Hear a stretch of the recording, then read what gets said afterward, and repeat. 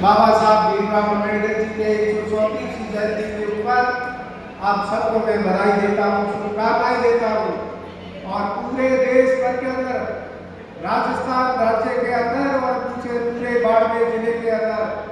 ऐसा कोई गांव और पंचायत समिति या उपखंड मुख्यालय नहीं होगा जहाँ बाबा साहब के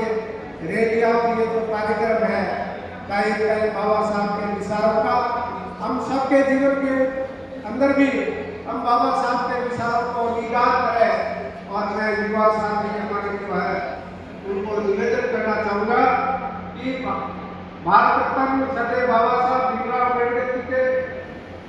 साथियों, समाज सेवी और पंथ निरपेक्ष समाजवादी संपूर्ण प्रभुत्व संपन्न लोकतंत्र गणराज्य के महत्वपूर्ण स्तंभों, महान मूल्यों के श्रेष्ठ और बेहतरीन भारत की नींव का आधार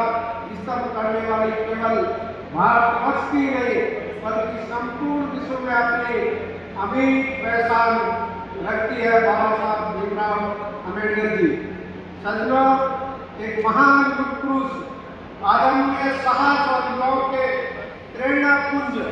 भारत रत्न बाबा साहब भीमराव अम्बेडकर जी के मध्य प्रदेश महू नामक इंदौर में 14 अप्रैल 1800 को महाखाती के अंदर परिवार के अंदर उनका जन्म हुआ था। बालन से ही कठिनाइयों का संघर्ष, हमारे जीवन का सम्मान, समानता, सामाजिक सुधार एवं समाज को एकता के सूत्र में बांधने का सामाजिक सुधार के लिए उन्होंने लंदन में आयोजित गोल्डमेन सम्मेलन में दलितों के प्रतिनिधित्व के रूप में भाग लिया। साथियों, मैं आज आपके सामने जो बात करने वाला हूँ, आप सबने देखा होगा कि हमारे 1937 के दशक के अंदर इस देश के अंदर दो बहुत बड़े दलित नेता हुए। उसमें बाबा साहब भीमराव अम्बेडकर जी, दूसरे है योगेंद्र नाथ मंडल। जो बाबा साहब पहली जो भारत की केंद्र की सरकार बनी, नेहरू जी की सरकार बनी, उसके अंदर कानून मंत्री बने और मोहम्मद अली जिन्ना के पाकिस्तान के अंदर सरकार बनी, उसके अंदर योगेंद्र नाथ मंडल जो है पाकिस्तान के पहले कानून मंत्री बने। और